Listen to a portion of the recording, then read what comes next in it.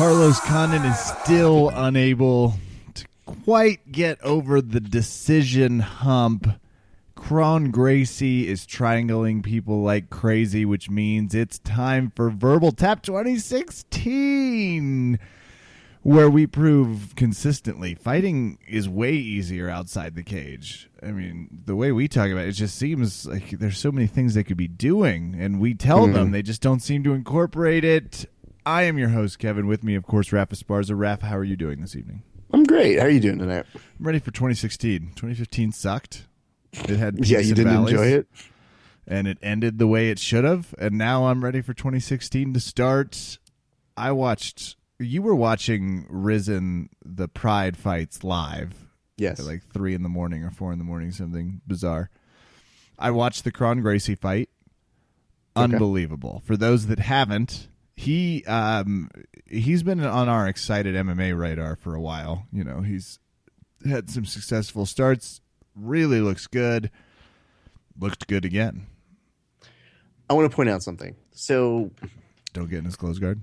No, don't do that. And I mean, not just his close guard, but the whole transition from there. And he was pulling guard because he was standing up doing some, boxing or striking, if you would. And he was just kind of like, fuck that noise. I'm going to just fucking jiu-jitsu the fuck out of you.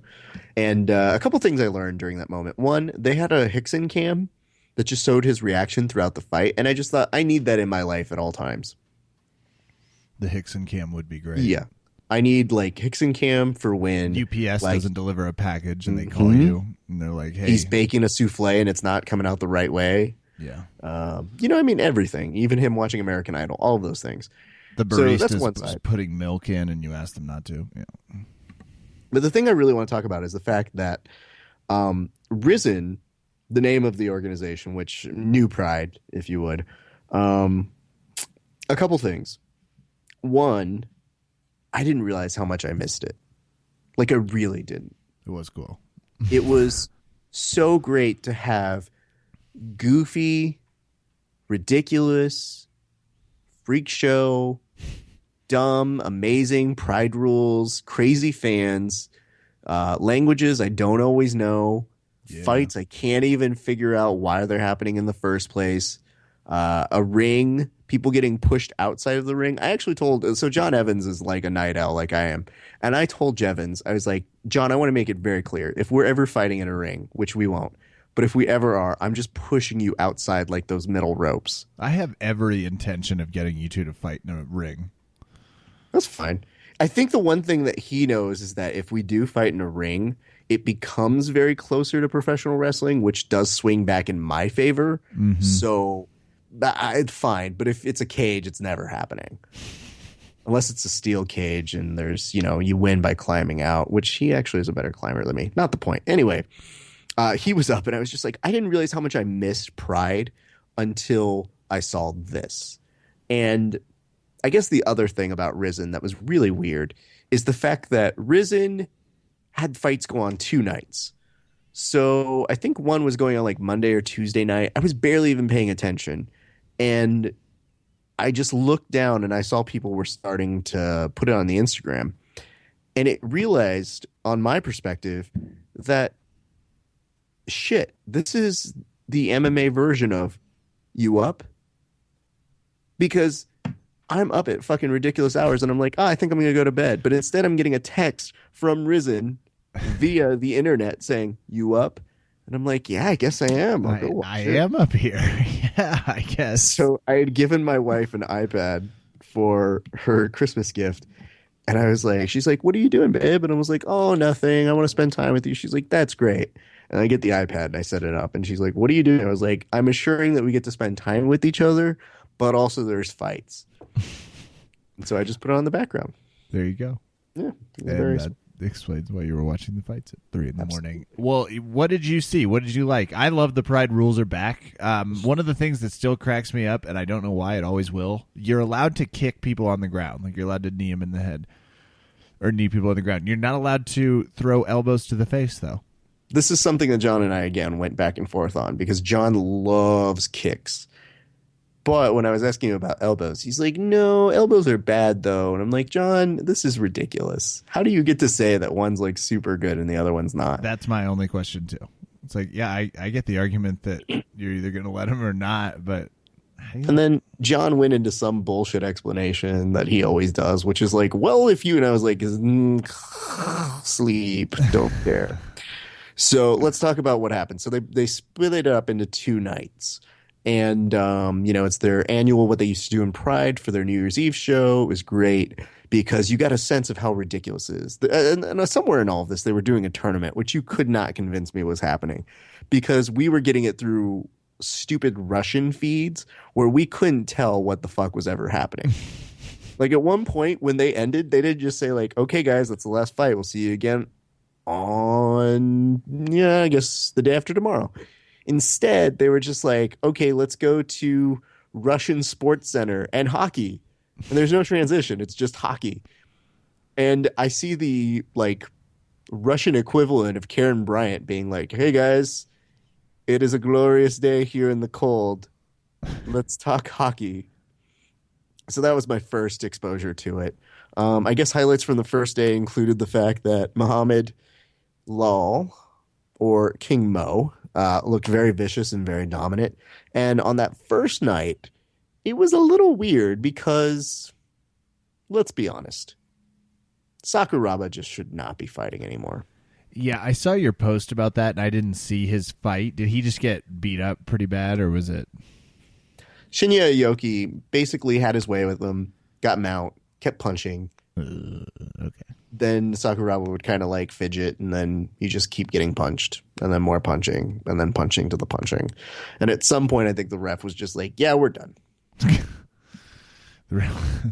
Okay, well, I agree. That is sad. And Sakuraba, come on, yeah, you've got a whole entertainment thing going on. Let's just let's keep our eyes on the prize. Absolutely. So I just don't want to see him take any more hurt.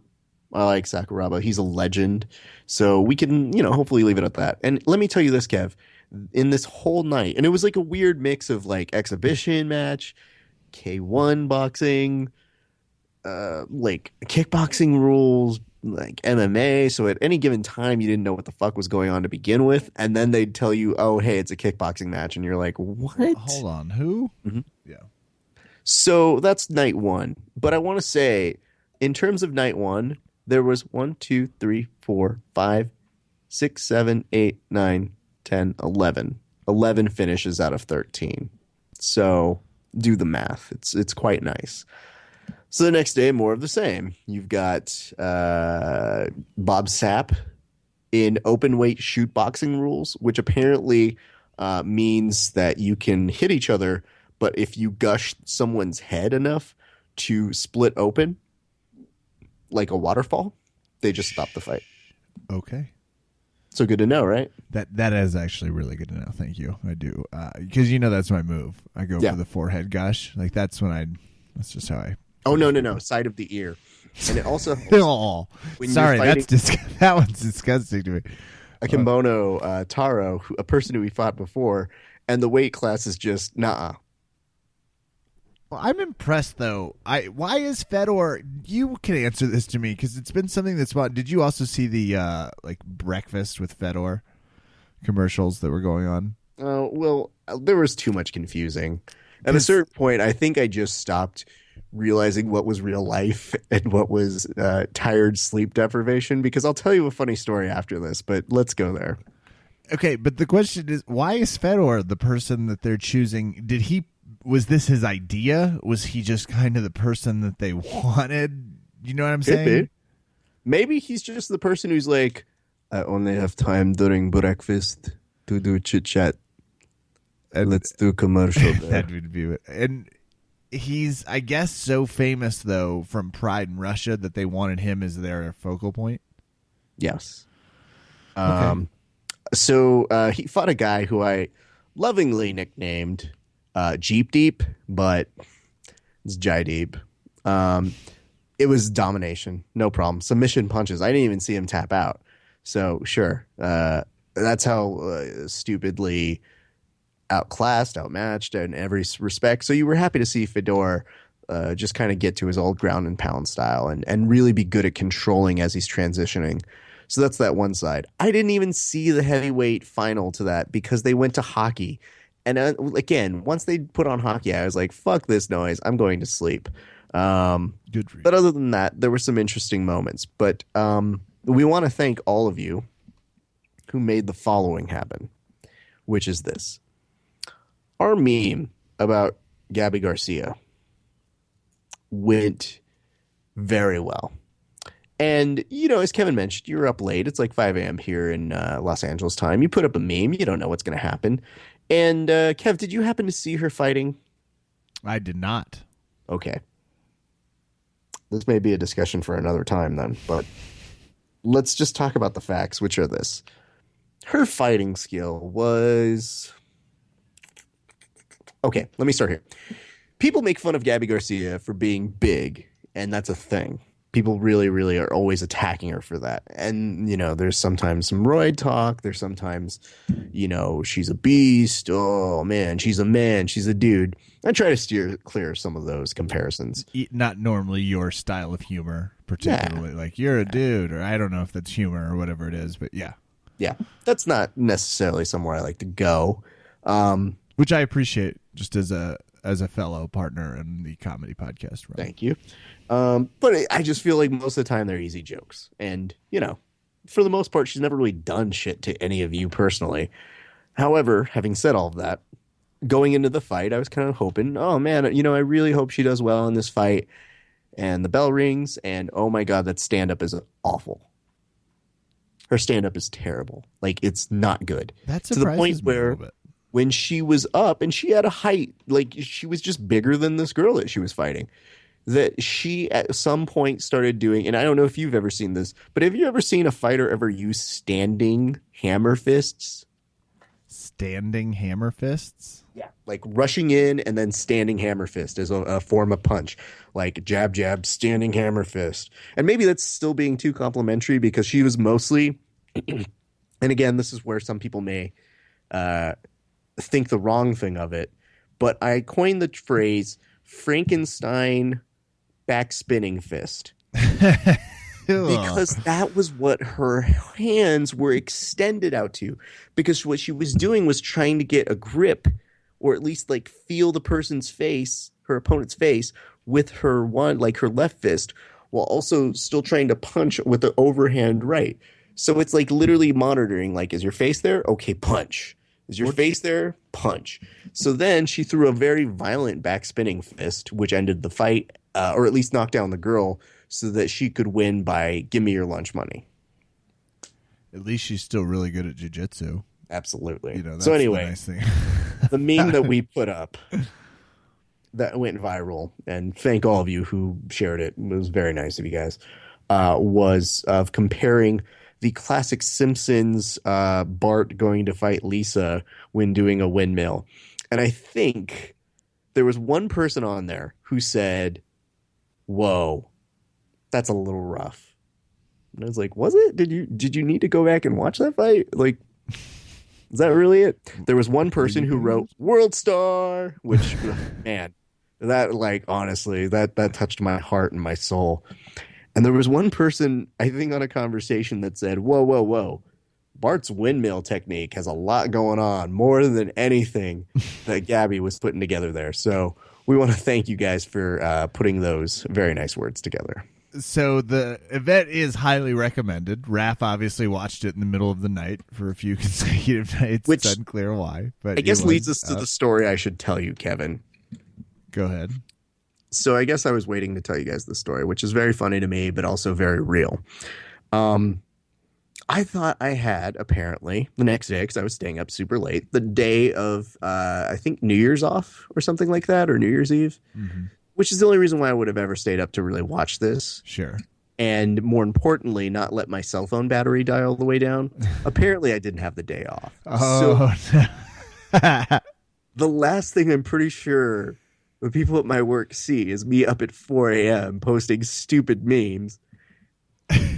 And then try to realize, like, I'm not making it into work. And granted, like, my boss sent me a text, like, where are you? And I was like, oh, no, fuck. fuck. Because like Kelly came in and she's like, you're supposed to be at work. And I was like, no, What? I thought we had the day off. Like, I'm always there. And he's like, yeah, dude, and he was so nice about it. He was just like, I totally get it. Don't worry. And I was like, yeah, but I feel like shit. This is dumb. I never do this. And the dumb part is, I realized I was like, I will never be able to explain why I stayed up late to watch a freak show MMA show. Risen. Where one dude is in an anime costume. That's your choice, right? Prancing down with a platinum blonde wig as he dances to Japanese K-pop music in the background. Well, okay, guys. Priorities. I don't know what to tell you. Anyway, so I thought that was one of the funnier reactions. Granted, everything turned out just fine, but you better believe for like maybe an hour of my life did I have a thing of did I really do that? Pretty damn funny. For Risen? Yeah, it was very funny. Anyway. And people are wondering, were Risen the only fights that happened? No. We're going to talk about UFC 195 in all its glory because I'm obviously not going to let this condit bullshit be just thrown about the world. Before we all stop, and I'm writing my congressman, Raph. I'm not going to stop just to doing this podcast. Like, we're going to talk about this. We should also talk about one other thing. Actually, two more things very quickly. One, did you see Dominic Cruz and TJ Dillashaw? I definitely saw one of them talking, and I can understand that TJ. I will say this though, Raph, is TJ kind of had that look like I'm gonna fucking murder you. Absolutely. At the end of it, like I'm not. Sometimes talking shit isn't the best plan. Like it doesn't always work out with Aldo getting knocked out. So I'm just gonna remind people, especially, know what? This is for Dominic Cruz. Do you know how fucking long it's been since you've really been in the cage with the people that TJ Dillashaw said? It's been a while. So keep going. Love it. Think it's great, but be careful because he looked pissed. Yes, and I think that transitions nicely as we're about to go here in just a second, but I think the last thing I wanted to say about it was he did look pissed, and I couldn't tell if I was in awe of it or really appreciative of it. It wasn't like or it was if I hated it. Shit talking. Sorry, go on. Yeah. Sure, and you're exactly right, but at the same point you're thinking, on the one hand, I really appreciate the fact that Dominic is one-handedly selling this pay-per-view. Yeah. And doing everything he can to try and make TJ Dillashaw interesting. Well, on the other hand, I was like, it's a little much, dude. So I don't know. I went back and forth, but it was certainly impressive. And at a certain point, you just feel like, no, when one person's really good at talking and the other one isn't, that just... it just feels bad. It does. And I guess the second thing we should talk about is we asked people to put who did you think won the fight between Carlos Condit and Robbie Lawler in 3 words. We got a few responses. Yeah, do it. Go. John Gabe Naylor put quality over quantity. Interesting. Severe Woods put and still Lawler. That is probably quality over quantity is almost like probably a really good way to pigeon that fight if you had to, right? Like that's an impressive way to put it because I would agree. Yeah, except for when you get to the 500 mark on punches. Except for quantity of like total punches in 1 rounds. Yeah, otherwise quantity. I just think it's interesting when you say quantity. Like when you reached 500, that was the moment I knew I was sad for you because I said, what more does this man have to do? Like, can we get Carlos Condit and Gus to a bar somewhere where they can drown their sorrows together? And they're not. I won't even do them the disrespect of calling them almosts because they're just fucking amazing. Like, it's just in a certain way they were almost champions. They're just not dumb or undeserving. Like they were those guys who took people to the limit and very well could have made an argument to have been champions in different times. Anyway, some other ones. Who won the fight? Clearly the fans from Luke Lee. Yeah. Chris Perry put Carlos got Diaz'd. Lucas Conley put Diaz'd should be a term. We will make it both a verb and an adjective. Okay, good. Maybe even a noun if we really work it hard enough. We'll create a kid named Diaz. Lucas Conley put GSP. Todd Levin put beat the champion. Tracy, I didn't put the 3-word post, but this was in response to us putting the fight photo of the judges' cards and Dana White saying that he thought that Carlos won the fight. Actually, this was later when somebody was actually pressing him for information. This is a sidebar. But during the post-presser conference, somebody asked him, they're like, Dana goes, only 2 more fucking questions. The reporter goes, hey, Anderson Silva said UFC Rio was canceled. Dana, what? Reporter, Rio's canceled? Dana, I'm not fucking touching that. So that was a fun moment. So yeah, weird even for Dana was in the response to that. Somebody put in response to that photo for the scorecard, throw blue and white judges off the bridge. Just kidding.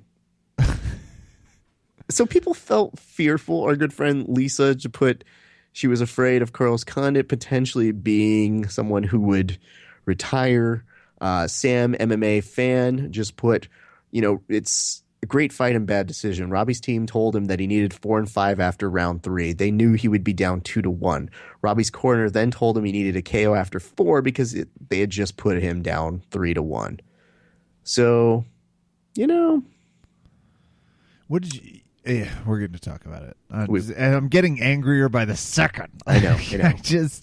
I really thought the fight was over at round 4. I genuinely did. I want to just quickly put this to you because it's just you. We're going to have 2 of our friends join us shortly. But Zachary Sandlin put, how about the winner of Carlos Condit versus Matt Brown gets winner of Robbie Lawler versus Tyrone Woodley? Ooh, 4-person bracket punch? That'd be great. That would be awesome. I'd watch the hell out of that. Never going to happen with Dana currently running. Yeah. You and I have been looking for some alternative in the MMA rules. We love the 4-person tournament, like that sort of combat tournament. Even it doesn't have to happen in the same night, but that would surprise me. Well, Kyle Shepard, in response to our 3-word prompt, put Condit 400 strikes. Oh my God, is that really the number? I think it was 500. I think we got to look at that again. Just kept throwing.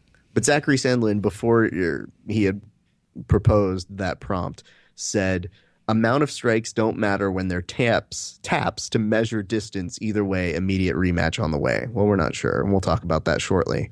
But I still felt like what Condit was doing wasn't exactly just like love taps. I think it was clearly rocking. Did you see Lawler's face? Did you see him? Like, the part that was confusing to me is when he kicked him, when he did the kicks and Lawler went down. Mm-hmm. I found that to be a difficult place to score because Lawler got right back up.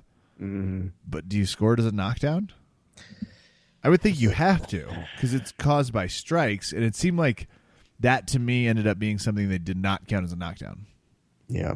Anyway, so that was some good fuel for the fire. We want to thank everybody who participated in those prompts. Thank you, guys. We appreciate you playing along with us. Let's talk about these fights. Yeah. Raph, you were ready to do this? Because I'm hopped up about it.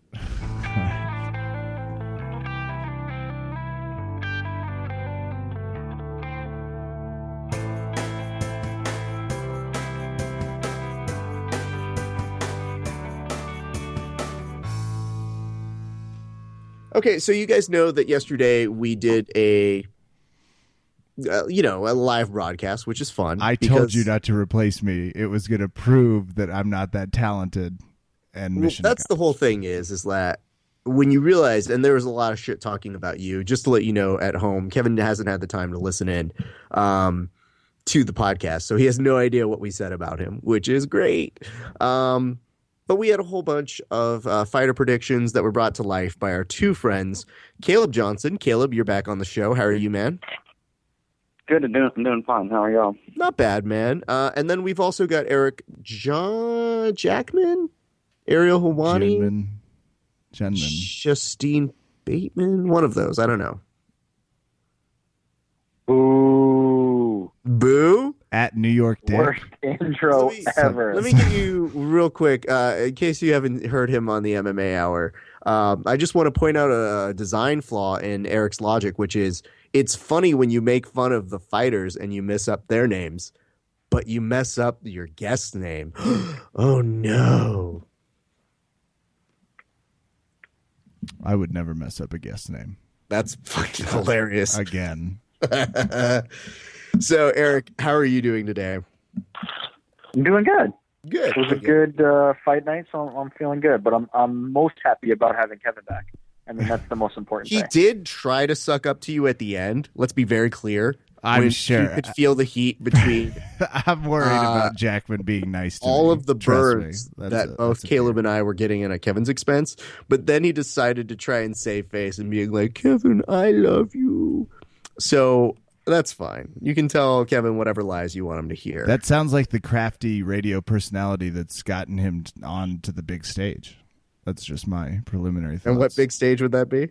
The MMA second or whatever. The MMA Very, quarterly? very smart man.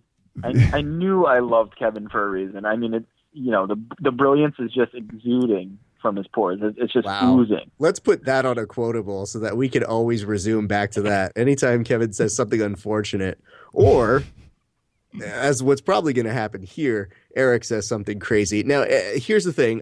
Caleb, you went to go train immediately after we did that. Did people get beat up accordingly afterwards? Yes. Did you find that you were a little angrier because you had to shit talk for so long? Because you also had a blue belt in the ride who was saying that your cross collar choke, it's not so good anymore. Yeah, I went back and listened to it, and it was. I never thought they were that good, but yes, they were. You got to defend it, yeah. It's a very interesting moment. Kevin, when you hear it, I think you'll be quite entertained. I'm looking forward to it, actually. It's on my drive list for tomorrow morning. But, gents, let's talk fights, and let's talk about this. I want to bring up a few things, but I'm going to start with this. Caleb, you at first were saying, how is it that you could appreciate Carlos Condit? When I then pushed you for an answer, you said it's because, well, Kevin likes him. Were you at all impressed by his performance yesterday? And follow-up question, did you think he did enough to beat the champ? Go. I was very impressed with his performance yesterday. It was a fucking war. I mean, they left it all out there. I like Robbie Lawler too much, and I think it was a super close fight. He might have done enough to beat the champ, but I think Robbie might have edged it out just a little bit. Okay, and where did he edge it out exactly? I think in that last little flurry of the fifth round, or right before the last 15 seconds of that fifth round, it just seemed that Robbie had more in his hands, just knocking Carlos down every time he hit him. Okay. Some people say it was the third round. Are you one of those people, Eric? Yes, I think the third round was the deciding round. The other four were pretty obvious. Or not, maybe obvious is the wrong word since they were still pretty close, but I think we can all agree on who won each of those rounds, even though they were close. The third round was definitely the swing round. And I personally gave it to Carlos. I thought Carlos did enough to get it done. But I'm not up in arms about it because I think it was a close enough round that you could argue anybody won that one, and good for Robbie. I didn't have a 4-1. I think 3-2 is maybe closer. I don't know. But the reason why I had to go to you guys first is because I know deep in his soul, somewhere there, Kevin is not doing well. I tried yesterday because I knew he would be on some kind of mental watch. I tried to text him right after the fight was announced who the winner was. You okay? I got no response. And quite frankly, that was terrifying. Do you want to know why? Yes, go ahead. I'm going to, for real here, Caleb, Eric, Raph, I just tossed my phone. I was so fucking sick of it. For the ninth time, it felt like I watched Carlos Condit win a fight and somehow lose it under this same bullshit guise that you have to take the belt from the champ. No, you don't. That has never been. I mean, sure, I guess he could have knocked him out. Fight was clear. This is a nice full circle moment for us. As you know, we started this podcast. Beat GSP, beat Hendricks, beat Lawler. Somehow still keeps losing 3-2s. He did not beat GSP. However, that was the basis of the start of this podcast. So I knew that there was a certain moment with Kevin. I will say, though, Kev, for future notice, if you do throw your phone away, that's great and all.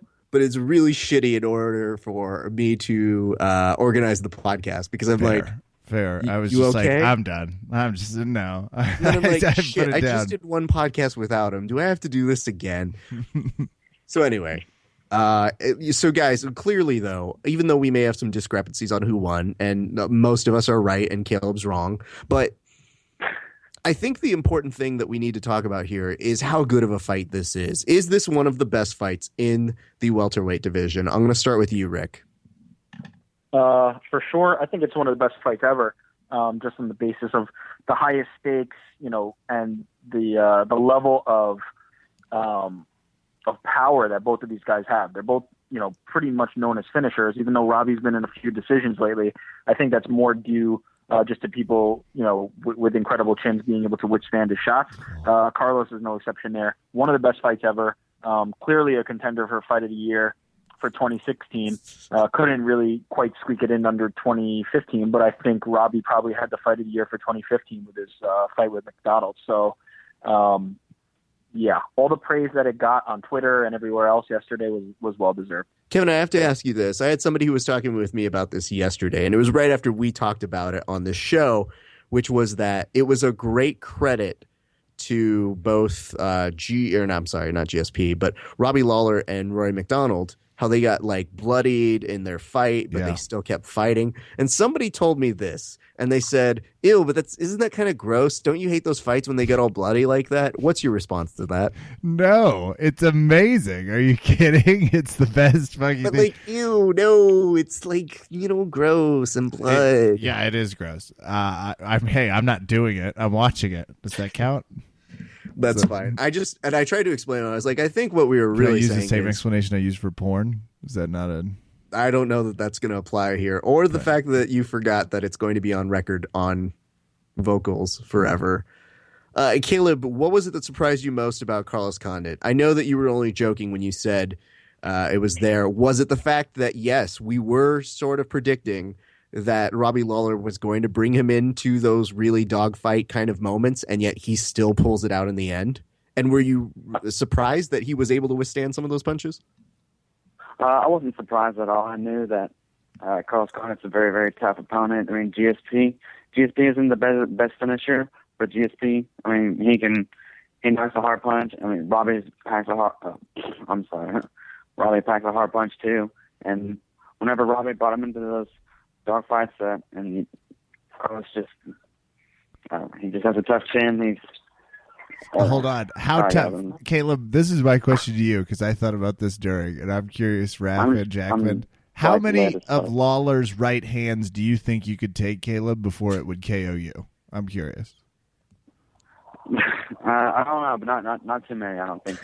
That's a great answer. Kev, how nervous were you for those dogfight moments? Because I felt a certain, people asked me, they're like, hey, are you going to come sit on the couch with us? And I was like, no.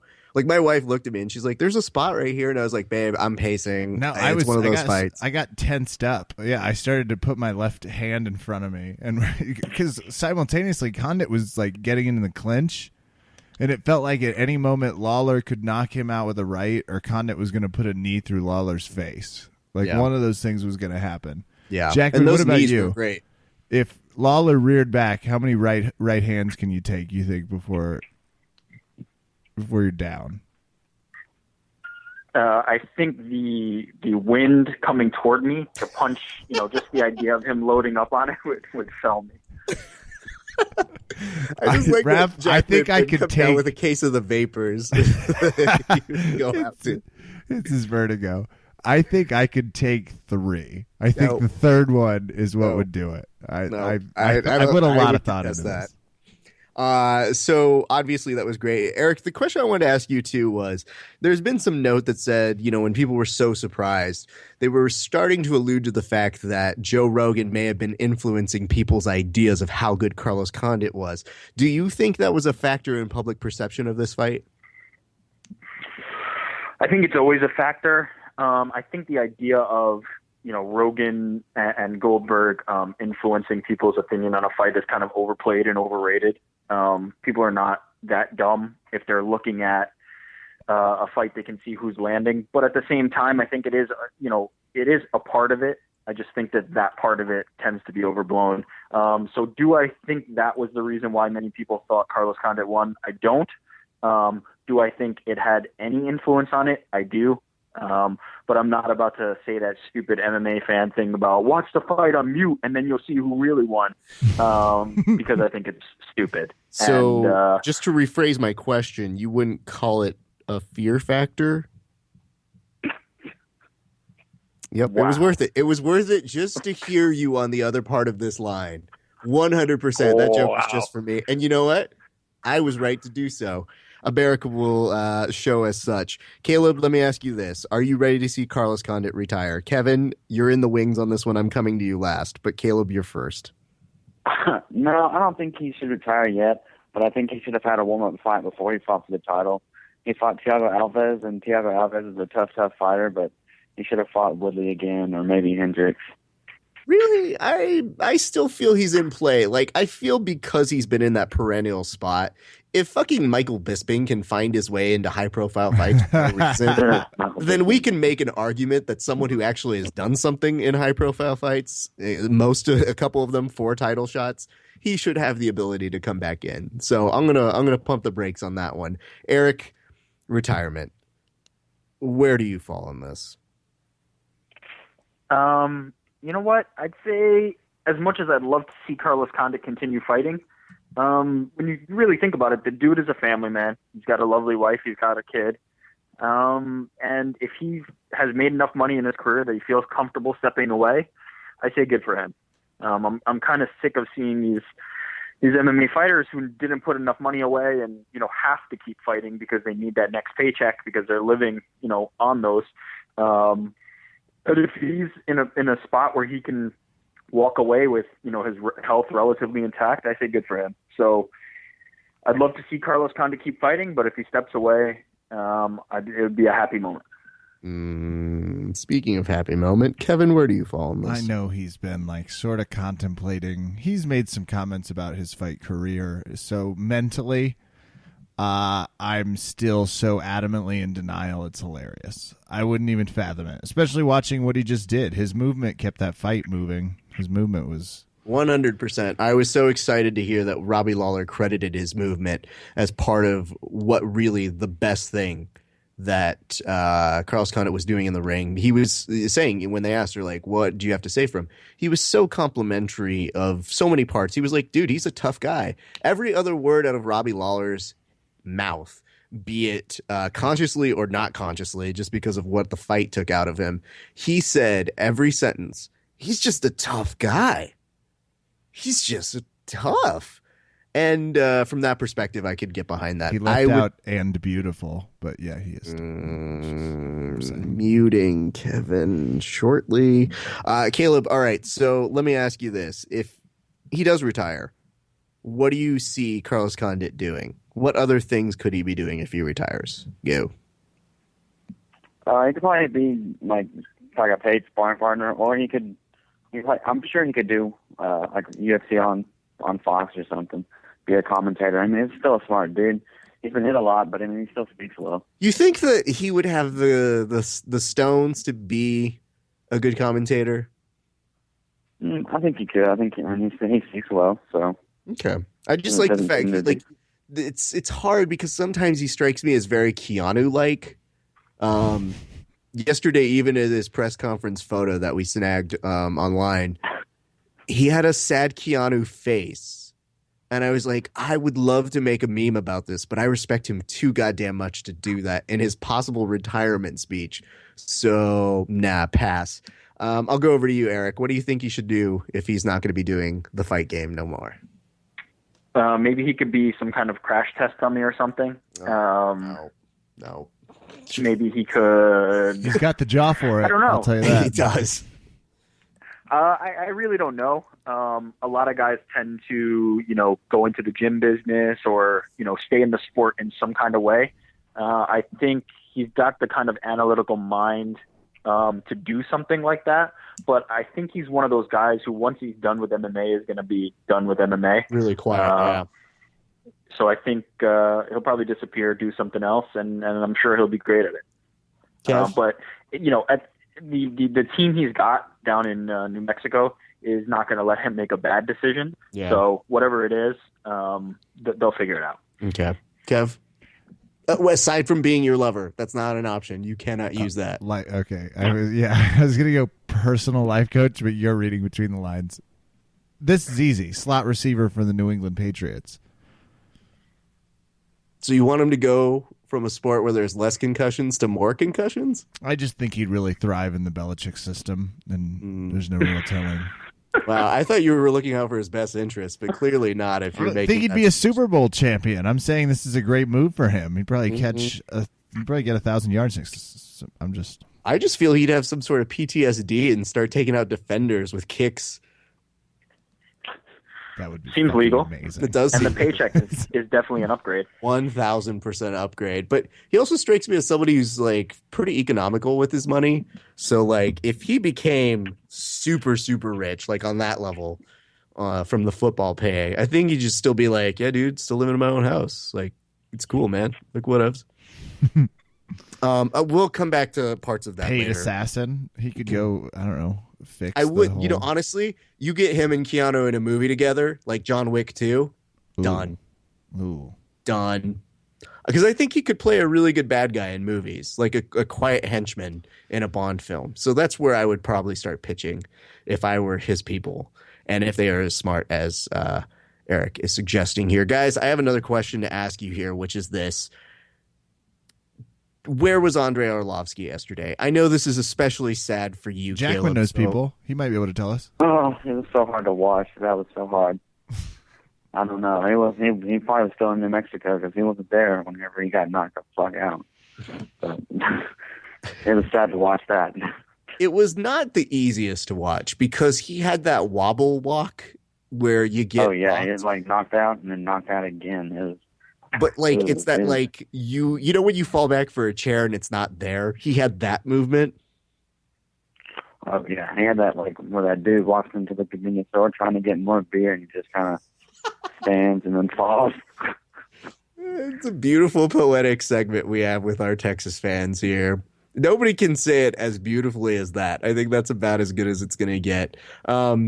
Obviously, on this one, you had mentioned, Eric, that Stipe was going to be very funny. And I think we got a chance to see that, though. Did you happen to feel a little bit better and justified in seeing him have his kind of funny moment? Yeah, I liked Stipe's post fight reaction, and I think the question of like what happened to Arlovsky is a little bit like off base, just because if you think about Stipe's career, outside of that one ridiculously shocking loss to Stefan Struve, I have no idea how that happened. Outside of that one loss, he's pretty much undefeated. I think he beat Junior Dos Santos no matter what, the judges scored on that one. So I think it's time we kind of respect him as one of the really elite heavyweights. And Andrei Arlovsky was on the wrong end of that, but I think Stipe, is a potential champion in the heavyweight division. So hats off to him. He had a great performance, and then he let himself a little bit loose in the cage afterwards and in the post-fight press conference. So good for Stipe. Well, I want to address this by saying I think your answer is actually off question. So that's what happens when you're off base and you don't really know any better. So the question had to do with him being funny because that was a point that you brought up during the discussion, because it was that I just wanted to know, did you feel vindicated in seeing him have that moment? Because I don't know if you saw our contribution, and if so, would you mind describing what you saw from our meme? I didn't. I may have. I probably did. I don't know. Refresh my memory. Well, it just struck me yesterday that it reminded me of a certain moment. And we created a meme. You can see it at Verbal Tapcast on Instagram. It is of Stipe's post-fight speech with Joe Rogan as juxtaposed with footage from Chappelle's mockery of Howard Dean's stream. Yes, I did see that. Because that's exactly what it sounded like, especially when he was looking at Dana and saying, like, hey, you're fucking give me my shot. We're on the same page. That's terrifying. That's right. Yeah. It was exactly the same, if you ask me. So yes, I think it is, obviously he's an amazing performer. So I don't think it's anybody there. I think it's just more so that with Andrei Arlovsky, you just hope that the comeback could be true, because a lot of the promotional packaging for this entire event that night that they were playing was Robbie Lawler, Carlos Condit, Andrei Arlovsky. Can you believe these guys are still here? Yeah. The whole time. Kev, did you have any observations about Arlovsky? Was there something amiss? Was there something we didn't see? Whenever these quick fights happen, you always wonder that. But it's like, the quick fights, I feel the same way about the long ones. We saw what we needed to see. Stipe, Miocic is ready. Stipe is the coolest possible, I know, phrasing. I just got back from the mountains. Well, a t-shirt that says I feel the same way about the short ones. Anyway, I was impressed. I like the and these big guy fights usually end like this when it's people just coming out swinging. I also want to say, speaking of coming out swinging, our good friend Eric said there was a lock of the night. Do you remember what the lock of the night was, Eric? What did I say? I don't remember. Well, you were telling us when we did the preview show, you said that the lock of the night was Scott Holtzman coming up with a win over Drew Dober. And I tried to walk you down from it. I literally said, are you sure you want to say that? Because I actually tagged you on a voice pick for Drew Dober on our show. And you said, no, it's the lock of the night. You doubled down on it. How do you feel? Hold on. He said it was the lock of the night. He said Holtzman was I feel great. Scott Holtzman picked up a big win, and we can move on from there. But he's on the path at lightweight, and that was a huge win for Scotty Holtzman. That's great. I want to ask Caleb what really happened in that fight then. Yeah, Drew Dober won, bro. And how did he win? Decision. Okay, that was where you and I erred because you did say it would come via TKO, but I would say the guy with 2 knockouts in his career was gonna rock Scott Holtzman. Well, wait, I wanna come back to you, Jackman, because you. Let me put this as the lock pick of the night again. I just want to underline that for those of us paying attention. Okay, Kev, you've never been opposed to making locks of the night. What happens when they blow up in your face? It usually can be a little embarrassing, but I have found the most successful strategy is a quick and effective mea culpa. Mm-hmm. Because then you can just move on to your next dumb prediction. It's as though it didn't even happen. Okay. Speaking of stuff that didn't happen, on your side, Caleb, I did try and walk you out of talking mad shit about Joe Soto because I was telling you, I was like, this dude, he's good, but he did come up short. He did, and I was right. You were right on that one. However, on this one, Eric was also wrong because he said it's a bad pick. More specifically, Caleb went first, then Eric went. And then that's when you saw Eric say, that's a bad pick. I'm going to go Soto because Is that how it went? That doesn't really make sense. I feel like it was more like, because he picked him, I was like, no, that's terrible. Obviously Caleb doesn't know what he's doing, so let me pick the opposite, ending up making it a good pick. I think that's how it played out, and then obviously it ended up being a great pick. On my perfect card. I mean, I picked them all right. So let's do this too, real quick. How it goes. Between the two of you, I also tried to do this. Kev, how would you say my love for Michael McDonald? How deep does it run? Very deep. Do you know why? I always just presume that because of his submission-oriented style, but no, I don't. It's mostly because when things. What is it? When they don't change, what happens to them, Kevin? They stay the same. Things will never be the same again. And they weren't, especially when Eric and Caleb didn't heed my advice when I tried to give both of them the opportunity, yet again, to see Michael McDonald still holding a strong place in the division, because their words were, you don't walk away for 3 years, and it wasn't 3 years. It's more like 2, but you don't walk away from 3 years in that division. Caleb had that right. Caleb didn't have that right. He said 2 years. I said 3 years. Caleb had that one right. So don't discredit your guest over here. Let's put it this way: it's the beginning of 2016. So if you're gonna be fucking really specific with me, go by months. But if you're gonna call it 3 years, wait for the 3-year anniversary of it to happen. Now, Raph, let me ask you something. Yeah, go for it. I mean, were you impressed with Michael McDonald's performance? Let's put it this way. Absolutely. Because have you ever been in a head and arm triangle? I'm sorry. No, you haven't, Eric. Let me direct this over to Caleb. Caleb, as someone who practices jiu-jitsu, when somebody gets, like, if you yourself get a head and arm that close, what are the odds someone's going to get out of it? Not likely. And why is it? Because Joe Rogan himself was saying, "Oh, this is done, which I hate. But Joe Rogan knows a lot more than me in jiu-jitsu, so I will concede that. I just always feel that whenever you say this is done, it's finished, oh God, this is going to be the end, that just leaves the opportunity for when someone does some cool shit like an escape, it really catches you off guard. So anyway, talk us through how it was that Michael McDonald was able to do some cool shit. I think whenever he went to adjust to make the choke tighter, he just felt the smallest little bit of room and was able just to move his hips, get his arm out, and defend, and then take the back and just get the choke. And once he got on the back, he just closed all he had and just had it.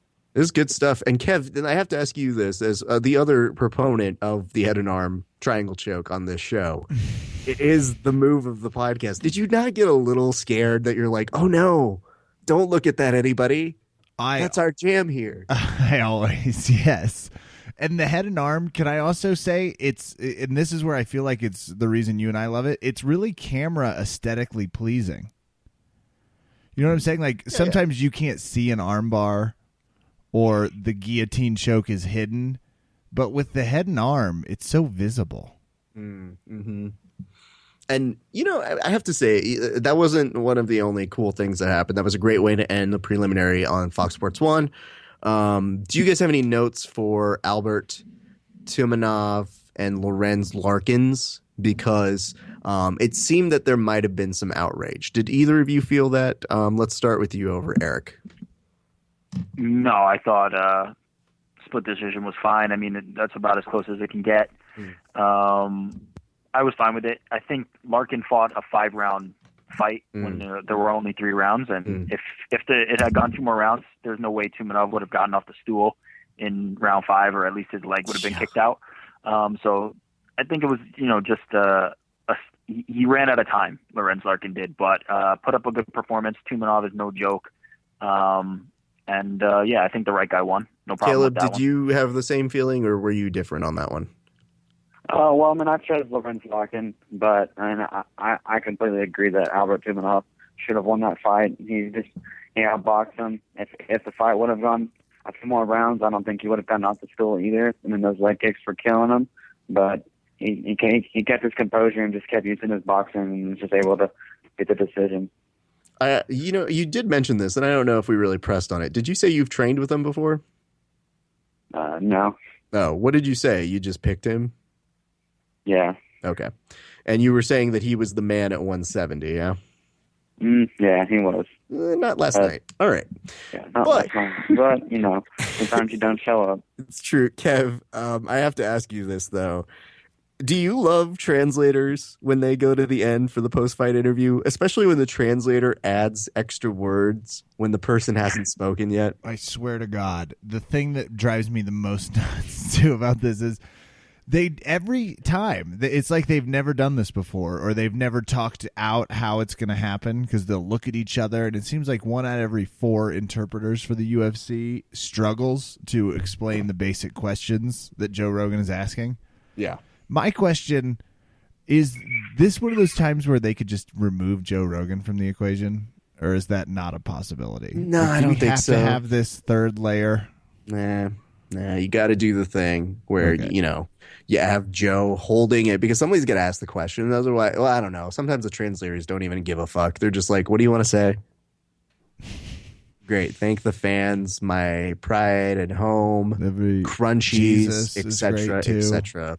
Yeah. Speaking of decisions that were weird, let's talk for just a split second here about Alex Morano defeating Kyle Noak, who originally was supposed to face Kelvin Gastelum.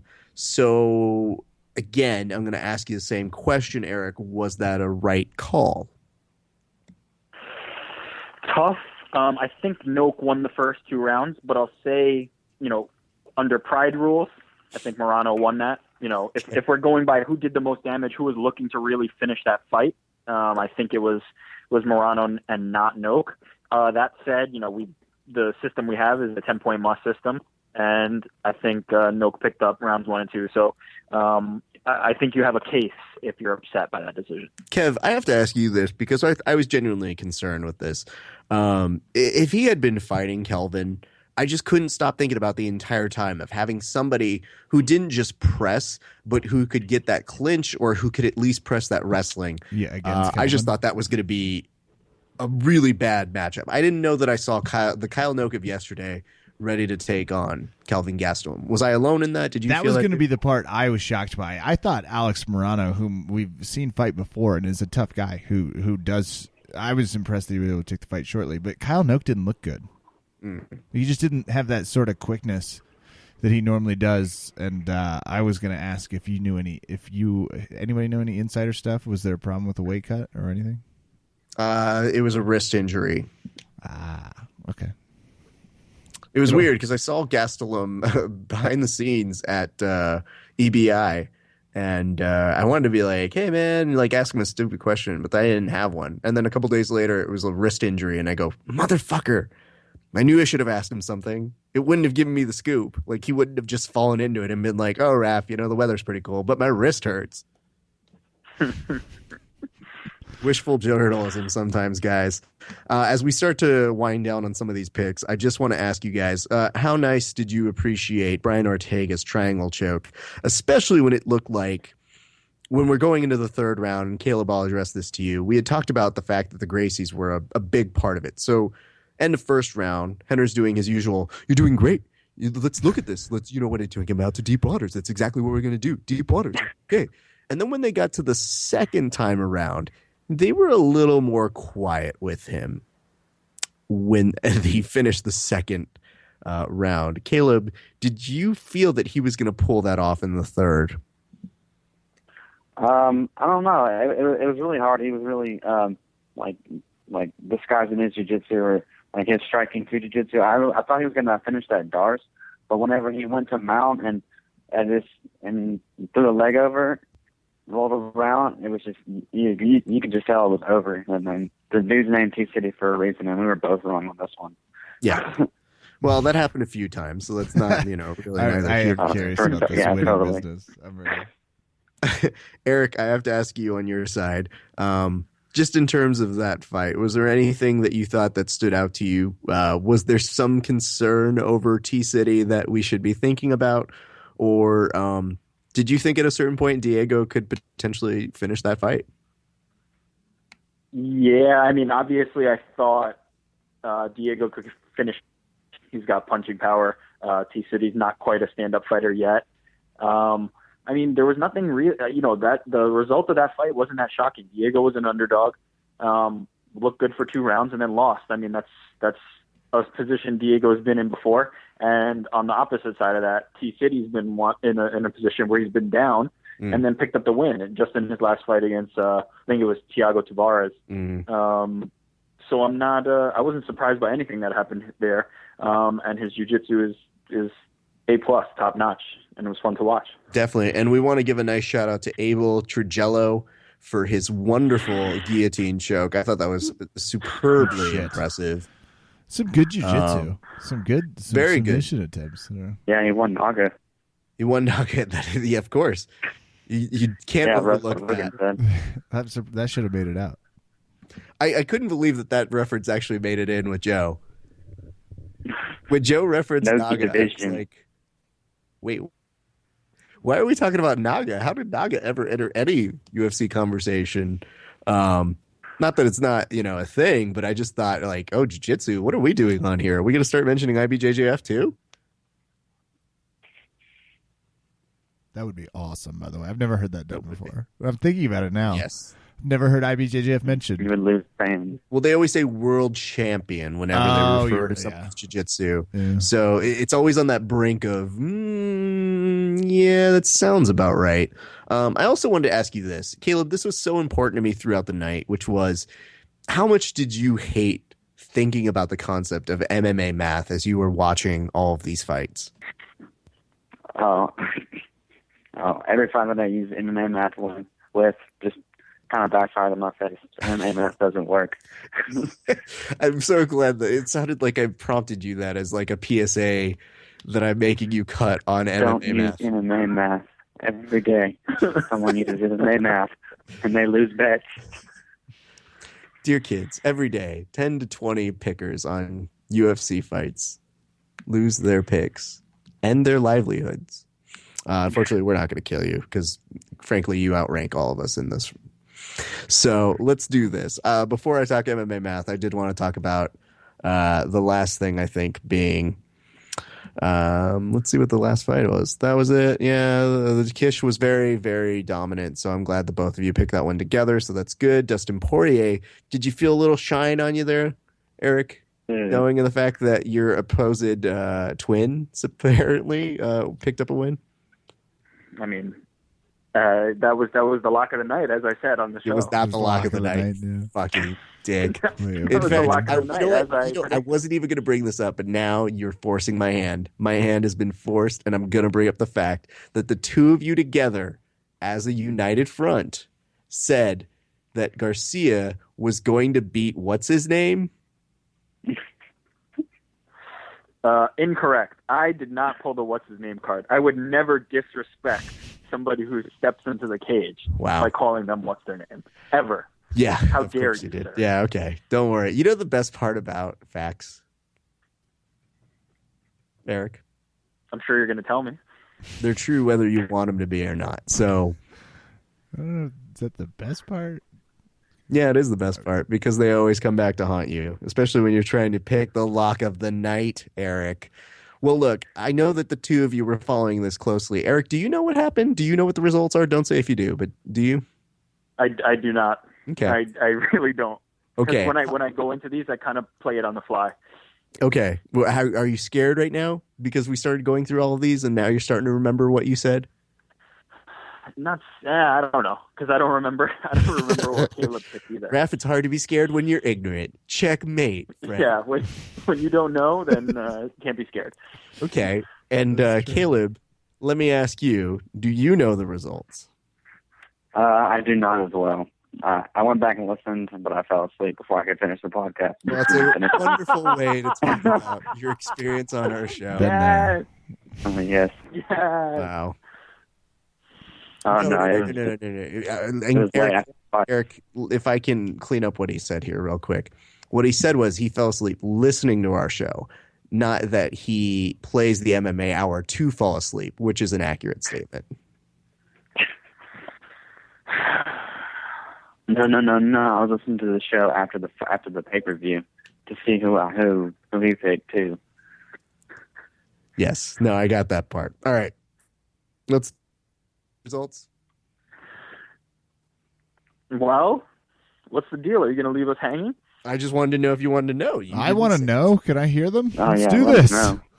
All right. Kevin is chiming in from the background. We're going to get to the bottom of this.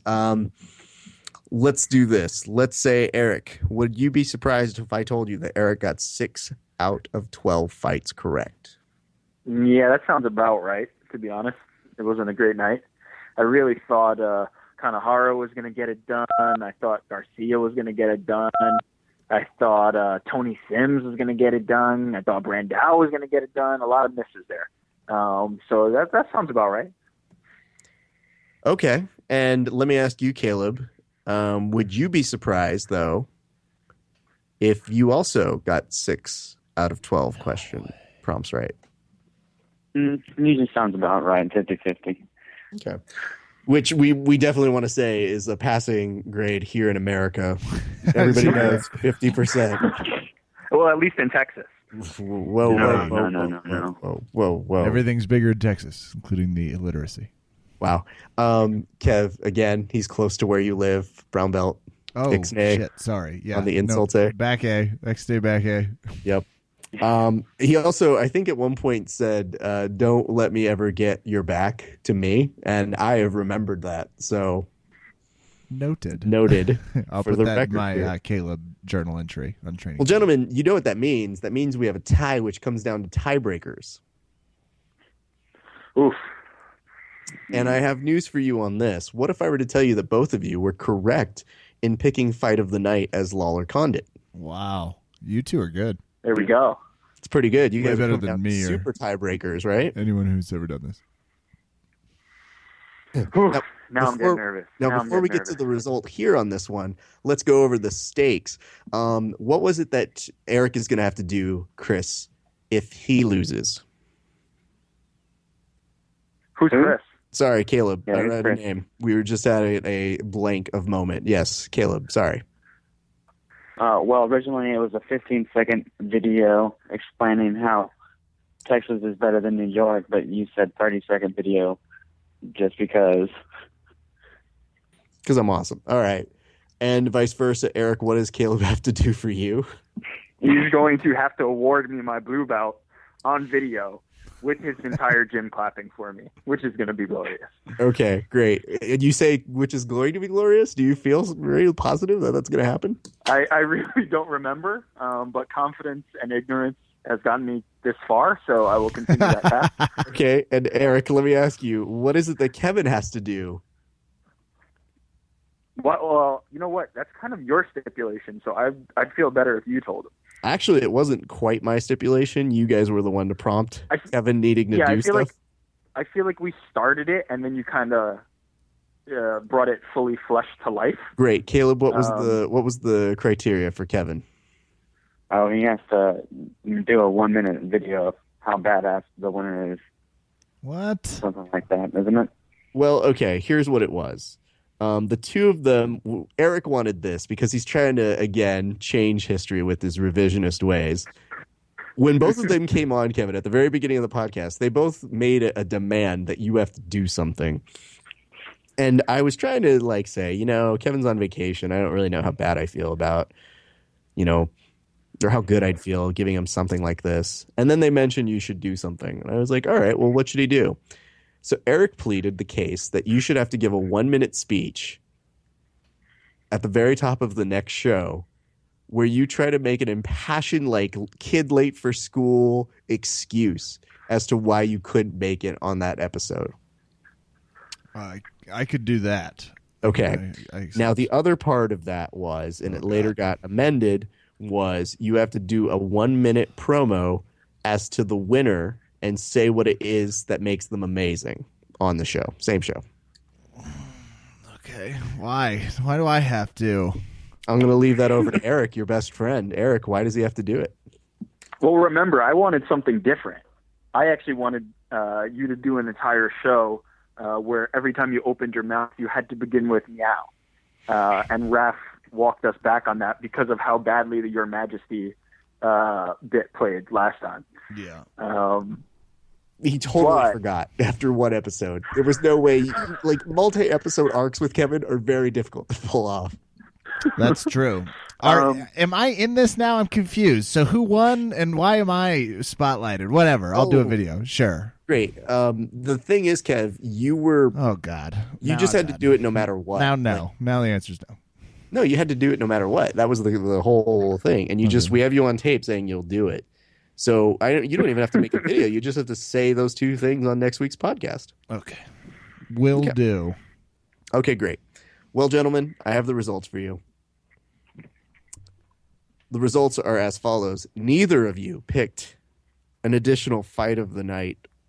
Well, I'm sorry, performance of the night correctly. So it was a tie. So essentially, you guys tied, and the only person that lost was Kevin. So congratulations, guys. Oh, this is amazing. So there's no winner. Well done, Caleb. They Well tied, done, Kev. Caleb. I mean, what are you going to do? no Unbreakable winner. tie. There's no winner. Sorry, However, the loser we all know now is Kevin. So Kevin on next week's podcast, as he has agreed, and you all heard here, will say 1 minute each about something great about both of you guys, or No. You got to win to get a minute. They each get 30 seconds tops. This is a capstone minute of a project. I suppose I don't do twice the work for them achieving zero of the success. That's fair. Kev, do you remember, though, I at least defended your honor to say there's no way you had the vocabulary to remember to say meow. So thank you would be nice. Yeah, it's also not my joke. That's always the struggle with those types of things. When it's not my joke, getting me to repeatedly do it is like comedy kryptonite. Yeah. So anyway, someone else wrote it, and I know at the MMA hour, you guys are like, "Well, it's comedy, and someone's got to write it, and it's not going to be us." Here, like doing my own jokes is just sort of my thing. Sir, it's this thing. How dare you? Well, gentlemen, I want to say congratulations to the both of you on your tie. No one is better than the other. It just goes to show that yes, the common listener of the show has just as much fighting chance to beat somebody who goes on a show on a weekly basis to talk about wagers and how much he knows about the fight game. Check my bank account, bro. Yeah, that's a great thing. I would love to check your bank account because... Actually, before we go, I do have two questions. The first is, who did we pick for the performance of the night winners? Okay, so here's what it came down to. I was starting to get a little nervous because I was like, shit, I think I could come up with the tiebreaker here.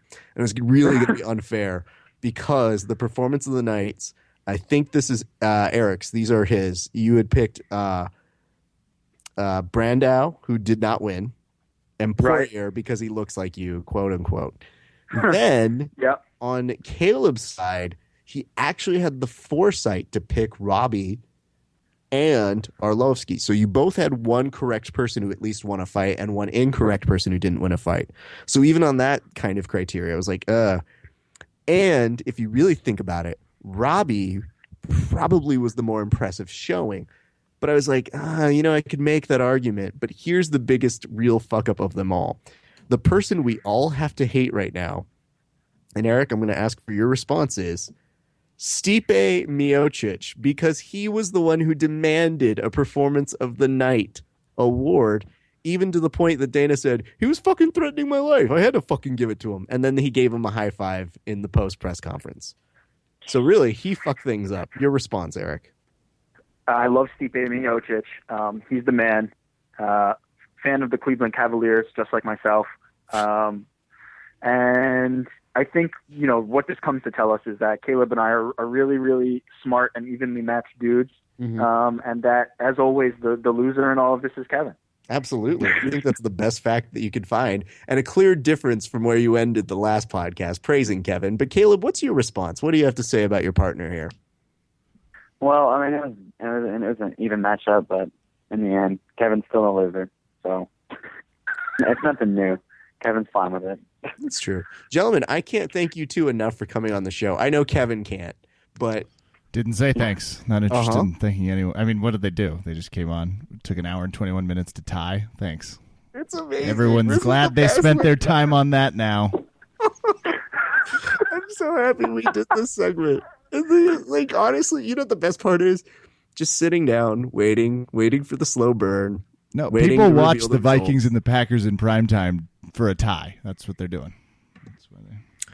No, I mean, obviously, Kev, there is a loser in this game. And that's the whole important thing. That's what people want to see. They want to see who lost, and they know it's you. Eric Jackman out there is like, the whole thing just doesn't make a ton of sense, but we're going to fly. Go for it. Guarantee you more people will say it makes sense than it doesn't. Ladies Eric, and gentlemen, where can people find you on the interwebs? Same places as yesterday. You can find me at, actually tomorrow, we have our award show for the MMA Hour, so tune in. Mondays, 1 p.m. Eastern, Probably 10 a.m. Pacific, at MMAfighting.com, and follow me on Twitter, at New York Rick. And also, follow Caleb on Twitter if he ever gives us a Twitter handle, and watch him on Periscope when he ever, gets that out there. He's competing, and he's the man. Hey, man, I'm too busy training. No. Caleb, I'll get it out now. I'll message Caleb, the rap. I have to ask you, did you... Yeah, you'll message it to me? Okay, great. Caleb has a fight coming up where this week, man? In Houston, Texas, at the Revention Center. Great. And you guys are going to want to tune in. We will get you notes so that you can hopefully tune in and watch it on Periscope. And Eric is going to retweet that as well. And Kevin will too, because, hey, why not? Gentlemen, we have Caleb Johnson here. We have Eric Jackman. Thank you guys so much for playing Over Under Kevin without Kevin. I had a great time. I think everybody here did. Thank you. And I do love Kevin. Yeah, it's all with love, but still.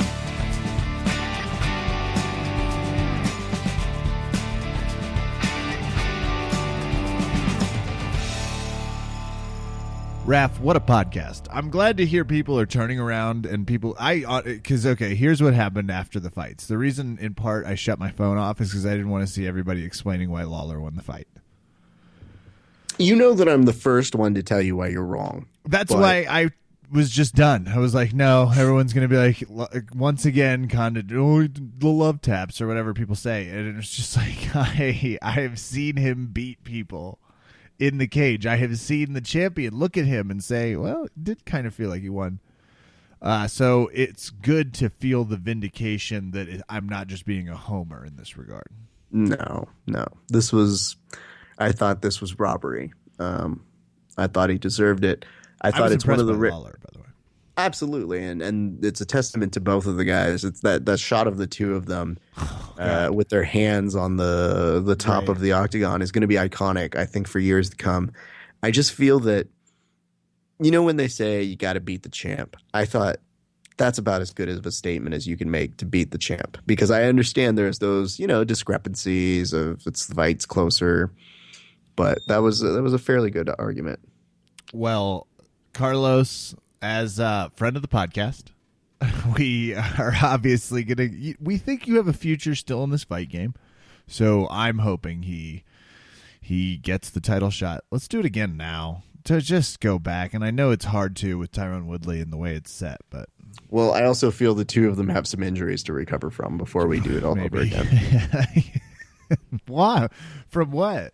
Just overtraining? The buffet after? That doesn't sound right. I love that Lisa put a prompt, and I don't know if you saw what I said to her, but she said in response to saying, like, oh my God, I hope that Carlos wins this quickly so that they could protect his beautiful face.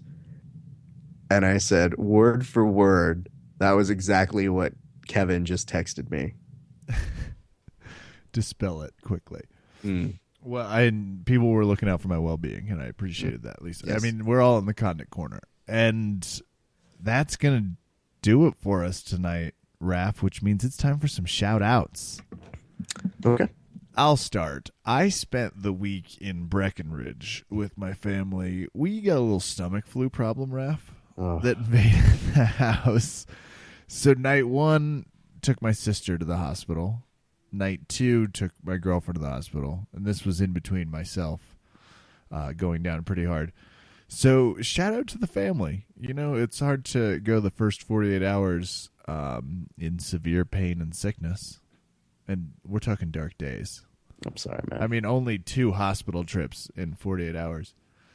By the second night, though, great hospital out there in Breckenridge. I'm just going to throw this out there to the staff at St. Vincent's Medical. Big shout out to them. I spent some good time. You gave me some juice, hooked me up while I was hanging out waiting. Really nice people. Fantastic medical care. My parents, my sister, and her family, we had a blast, Raph.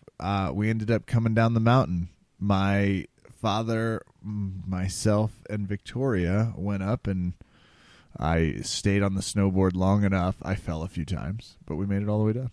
That's good. Did some skiing and snowboarding down Breckenridge. Beautiful area. And that's going to do it for me, Raph. Let's go ahead and start by shouting out Valley Martial Arts Center. I had a great open mat session today. I was telling Kevin off air, I had a really awesome 40-minute roll with our good friend Happy from Oceanside Jiu-Jitsu. He gave me a really nice rash guard. I'm going to be wearing it with pride. It looks like the Miami Vice sign, but it's like Oceanside, and I think it's the coolest looking thing. So for once, I will look like a cool human being when I am rolling like that. So my thanks to him for the roll. Yeah, after the 40-minute roll, he was like, "You want to go again?" And I was like, "I would, but also I think we should give other people a chance to roll because like everybody was staring at us, like we just kept ignoring the buzzer, and I was like, you're really like somebody who I think would do well to train with other people, like because people want to train with you. And he was like, oh, that's awesome. And then like we like circled back and we ended up doing like another 10-minute round. I was just like, this is amazing. He has exactly the kind of work ethic I like. And unfortunately, I didn't get to train with Neil Grant, who also came along. But we hung out after during the class, and we shot the shit. And I think those guys are really, really stand-up people. So I want to shout out both of them for dropping through at the VMAC. So I also want to shout out John DeVera, Blake. Got to do some kind of like training with each of them individually. And man, those two are getting really good. It's scary when you're training with people and nothing you do works anymore. Yeah, it's nice. It's annoying too. It is annoying. No, I'm going to speak to the annoying part, I think, on the next podcast. But for Day, I'll say two of them, very, very good stuff. So congrats to both of those guys. And I also want to give a nice shout out to Breakdown Academy. As always, John, going for it. John's now done this thing where he's done away with, I think, 5-minute rounds. I think they're all 10-minute rounds now. Look out. Because he is feeling feisty. Oh, and I thought it was like a Christmas thing. Like he was doing it so we wouldn't be fat. But lo and behold, we're done with Christmas. It's more than just Christmas, Kevin. He's just doing it all the fucking time now. And I go, is this what real life is going to be? Is this what we're doing? Because Cobrinha has 10-minute rounds. I see how you play, John. But John was also very fun and a big part of our help in doing coverage for the Risen event. So my thanks to him. I also want to send a nice shout out to my editor and the good people at First Slice. I'm so sorry I slept in. He does this on the podcast too. He's like, hey, fuck. Kevin, we're supposed to be doing stuff, and then just sleeps right in. To Brian, if you're listening to this is the lazy one I refer to quite often. So yeah. Anyway, thank you guys so much for tuning in. We got great responses for our Christmas episodes. We're glad you guys have a new holiday. We hope you spent it safe. But I think now it's time to get back to training. So get back to work, you guys. That's going to do it for us tonight here at Verbal Tap. I'm Kevin. Thanks for listening. Good night and good New Year. 2016. What?